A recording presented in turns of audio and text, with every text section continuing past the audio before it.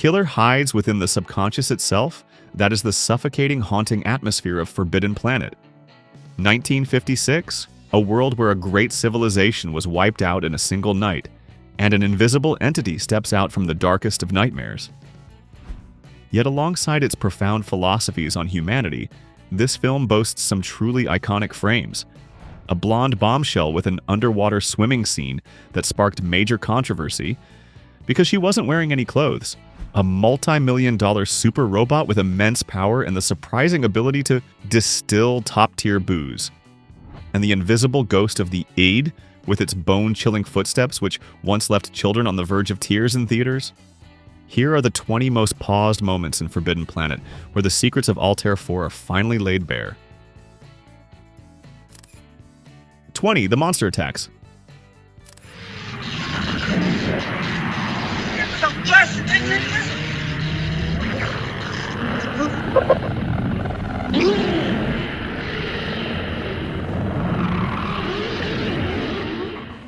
No matter how many times I rewatch it, my heart still skips a beat during the scene where Leslie Nielsen faces off against this invisible entity. As the beast strikes the electric fence, its form begins to manifest a fiery, screaming phantom appearing out of thin air like a living nightmare.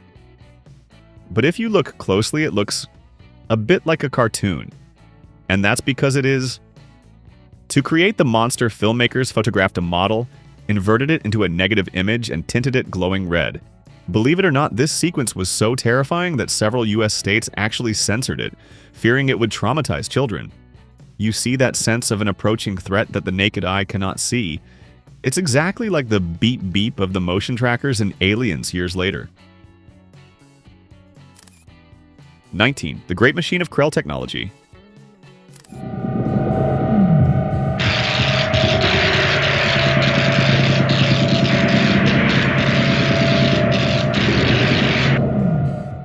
If there were a vote for the most majestic cinematic shot, I'd pick this one in a heartbeat. Morbius leads Adams and Ostro to witness the sheer scale of Krell technology.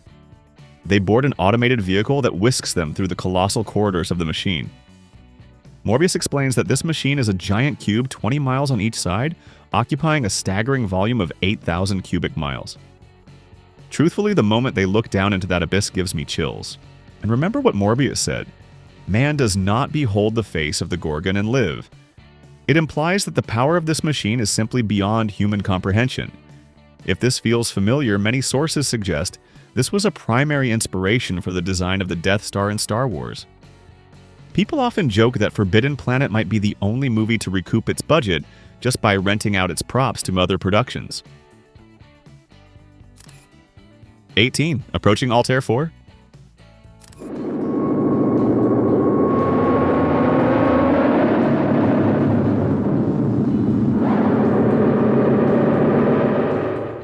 Ten rhythmic beeps count down just as the ship begins to decelerate.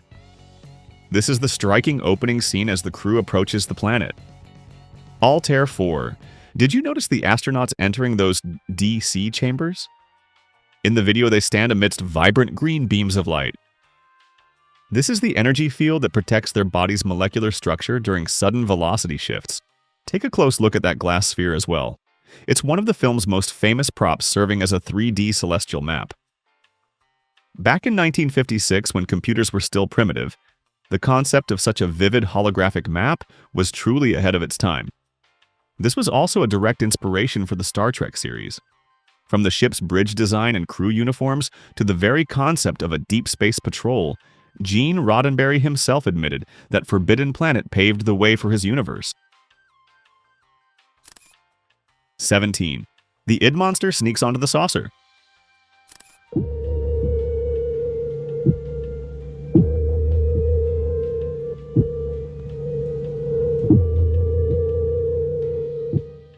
No matter how many times I rewatch this scene, it still gives me goosebumps.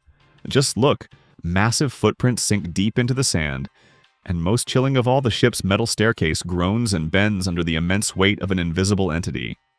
To pull this off in 1956, the crew used hydraulic pistons placed beneath stairs made of soft metal. As the monster ascended, technicians activated the pistons to make the steps buckle. And of course, we have to mention those eerie sounds.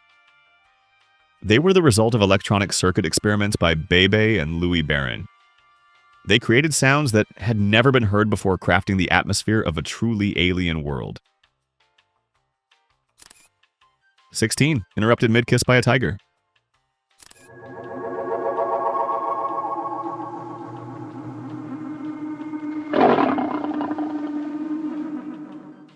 Captain Adams takes a break from flirting with Altera to deal with a troublesome tiger.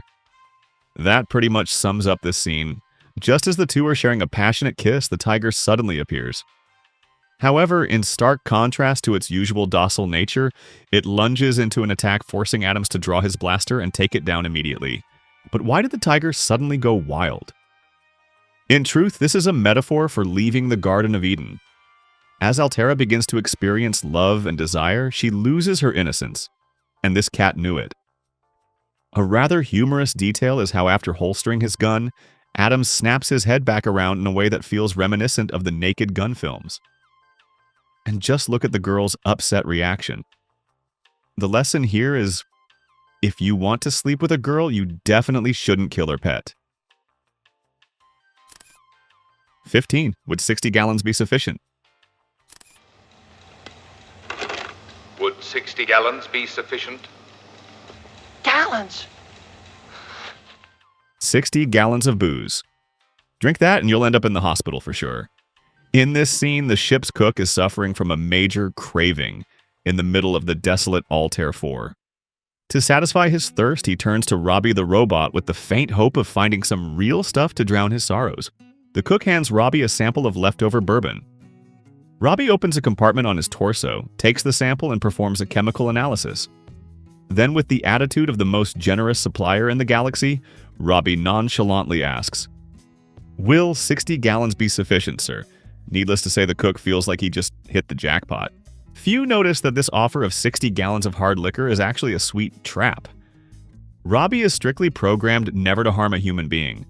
However, assisting a bender with hundreds of liters of alcohol is theoretically perfectly legal. 14. Morbius battles the Id Monster. Stop! No further! I deny you! I give you up!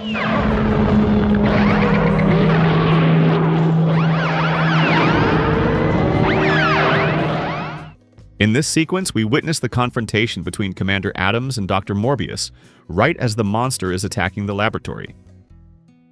Adams exposes a grim reality. Though Morbius's conscious mind is unaware, his subconscious is the one operating the machine. Adams bluntly points out that the dark side of Morbius's mind murdered his colleagues 20 years ago, simply because they wanted to leave the planet. The response is a panic-stricken denial. Morbius still cannot accept the truth. How is a man to remember his own dreams? One could say this is one of the pioneer films to bring Sigmund Freud's psychological concepts into the sci-fi world. The monster's image represents the id, the most primal and immoral suppressed desires. The film's message remains relevant today. No matter how much technology evolves, the primitive nature within is always the greatest danger. 13. The nature of the beast. To what purpose? In return, that ultimate machine would instantaneously project solid matter to any point on the planet, in any shape or color they might imagine, for any purpose, Morbius. This is one of the most pivotal scenes in Forbidden Planet. Commander Adams confronts Dr. Morbius about the true nature of the monster. And the truth is devastating. The monster is the manifestation of Dr. Morbius's subconscious. Because he didn't want the astronauts taking his daughter away from the planet, the dark side of his mind used the energy from the Krell machine to create the beast. However, intellectual arrogance is Morbius's Achilles heel. Even on the verge of losing his daughter, he cannot help but explain things to the captain, a man he always considered his intellectual inferior. Incorporating the term id from Sigmund Freud's psychoanalytic theory alongside the ego and superego was a bold move. It elevated Forbidden Planet far beyond the level of standard sci-fi entertainment. 12. Robbie's grand entrance.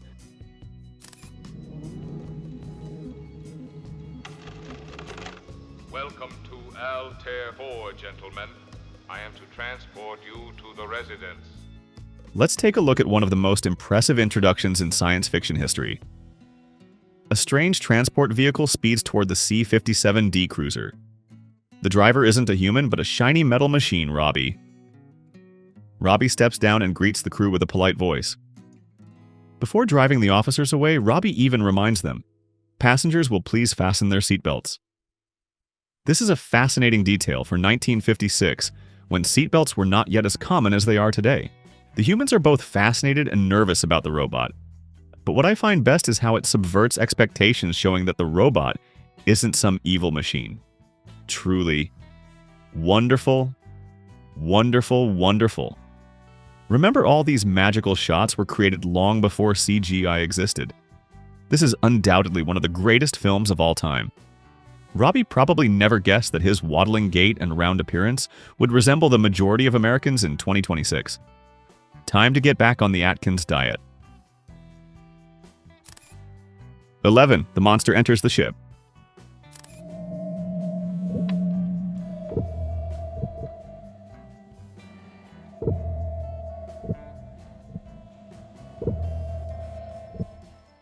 Now let's move to the sequence where the monster infiltrates the vessel.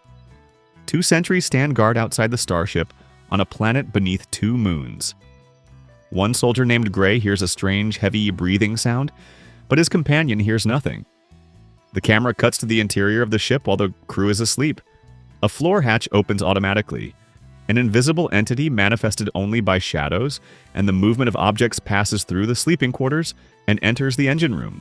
Commander Adams later interrogates the guards because the ship was breached and government property sabotaged right under their noses. Gray reports the breathing sounds while the other soldier admits he thought it was just a dream. The result, the soldiers have their pay-docked privileges revoked and are assigned extra duty as punishment. 10. Kissing is a healthy form of stimulation. Not at all.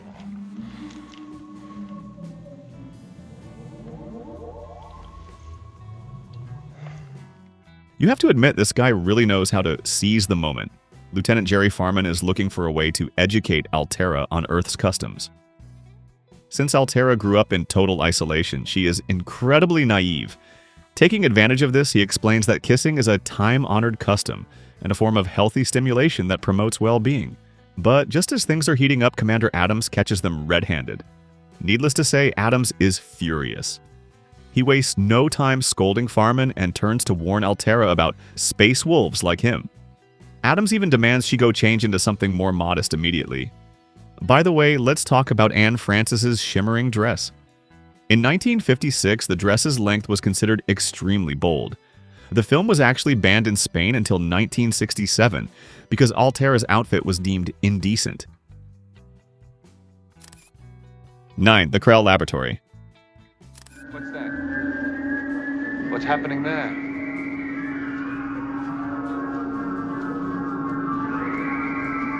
A statue. Welcome to the Krell Laboratory, one of the most beautiful sci-fi sets of all time. Here you can admire the mid-century modern style combined with geometric shapes and neon lighting. In this scene, Morbius introduces a pyramid-shaped device. This was originally a tool used by the Krell to educate and test the intelligence of their children. But here's the most fascinating part: the power of thought. Morbius places a transmission headset on his head and demonstrates the ability to turn thoughts into 3D images. Right in midair, a shimmering image of his daughter Altera appears. Few realize that the image of Altera in this scene was actually created using animation techniques by Disney artists. Imagine the impact in 1956. It was an effect that left audiences absolutely breathless. 8. Dr. Morbius' study. In times long past, this planet was the home of a mighty and noble race of beings, which called themselves the Krell. Anyone who has seen the film surely remembers this moment when Adams and Ostro enter Dr. Morbius' study. Here, Morbius reveals the history of the Krell, a transcendent race with intelligence far beyond humanity. Yet strangely, this civilization perished overnight about 200,000 years ago.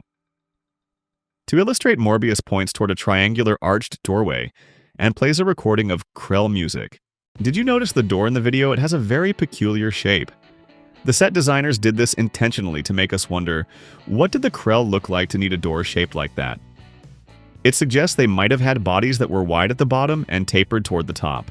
One more detail, Walter Pidgeon was a master of the long monologue. He once delivered a 3-hour presentation in the film Command Decision without missing a beat. He truly missed his calling as a university professor.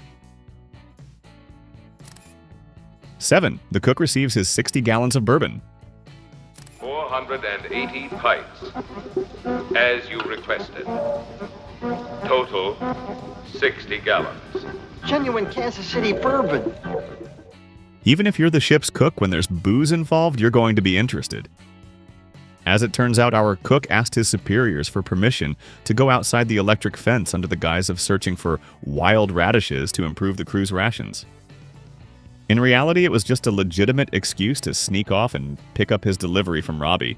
And it was certainly worth the wait. Robbie used his advanced technology to successfully synthesize 480 bottles of pure Kansas City bourbon. Needless to say, the cook is beyond thrilled. After taking a quick swig, he immediately exclaims, "It's smooth." The role of this humorous cook was played by actor Earl Holliman. This stands as one of the most memorable roles of his career, serving as a solid stepping stone before he became a major Hollywood star. 6. Robbie cannot attack humans. Fire.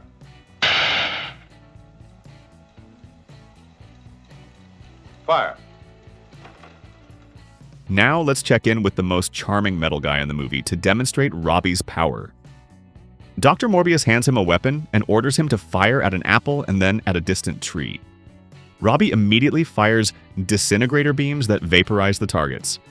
However, there is a very interesting detail. When ordered to attack a human, Robbie begins to glitch, looking exactly like he's short-circuiting. This is one of the first clear cinematic depictions of Isaac Asimov's 3 laws of robotics, specifically, the first law. A robot may not injure a human being. You see, before this, robots in films were almost always portrayed as terrifying monsters. Furthermore, Robbie was the first robot in cinematic history to have a name and a distinct personality. Polite, slightly sarcastic, yet incredibly loyal. To create this star, MGM had to spend approximately $125,000, the equivalent of about $1.4 million today. 5. Meeting Alta's friends. No. Watch.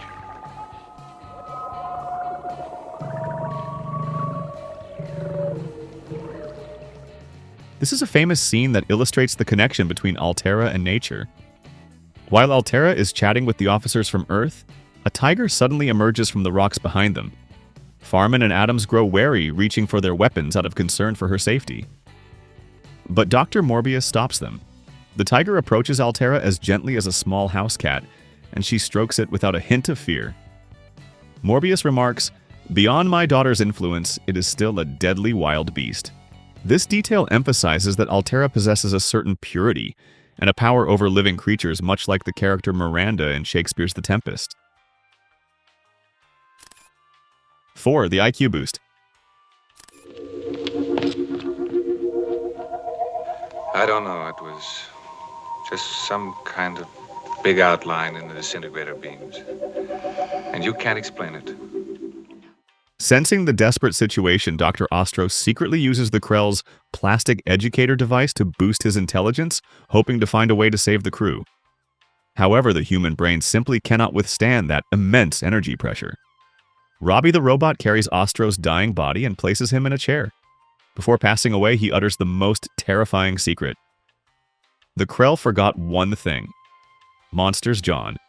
Monsters from the id. Dr. Morbius is angered and calls Ostro a fool. When Commander Adams asks what id means, Morbius explains it is an archaic term for the basic foundation of the subconscious mind. This is the moment Adams realizes that the invisible monster attacking them is actually the physical manifestation of Dr. Morbius's own aggressive subconscious, projected through the Krell machine. 3. The funeral Morbius's warning. Ashes to ashes, dust to dust. Dismissed. Company dismissed. Commander Adams leads a burial ceremony for a crew member recently murdered by the invisible beast. It is their first loss on the planet Altair 4. Dr. Morbius appears and once again urges the crew to leave the planet immediately. He calls this a premonition and asserts that further attacks will only grow more devastating and deadly. Following the warning, Commander Adams orders the establishment of a defensive perimeter, activating radar and testing heavy laser cannons. The blue laser beams blast through boulders to check their firepower. In this funeral scene, you can see an incredibly solemn and somber expression on Leslie Nielsen's face, a testament to his excellent dramatic acting skills long before he became a famous comedian. 2. Altair's first appearance. We're under no restraint whatsoever. Knock that off, Quinn. You surely can't forget this blonde bombshell when she first appears. Dr. Morbius explains that his daughter has never seen another man besides her father in her entire life. Consequently, Altaira is extremely excited to meet these young men, calling them a wonderful exception. Needless to say, all 3 men in the crew are instantly smitten. In reality, the character of Altaira is a cinematic reimagining of Miranda from Shakespeare's classic play The Tempest. Much like Miranda, she grew up in total isolation and views the outside world with a sense of innocent wonder and curiosity. This was the most iconic role of actress Anne Francis's career. She brought a different kind of sci-fi heroine to the screen, intelligent, confident, yet pure. 1. Flower Arranging Robot.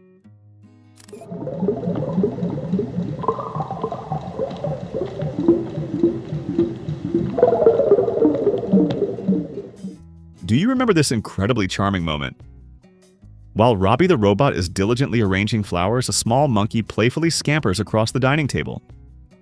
At that moment, Commander Adams and Quinn arrive to see Dr. Morbius, but Robbie politely informs them that the doctor is busy in his study and that it's a rule not to disturb him when the door is closed.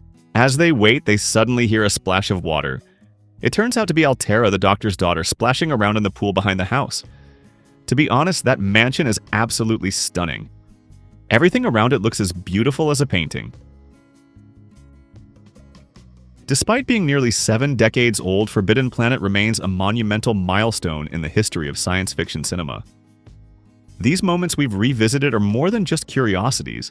They are a testament to the limitless imagination of that era.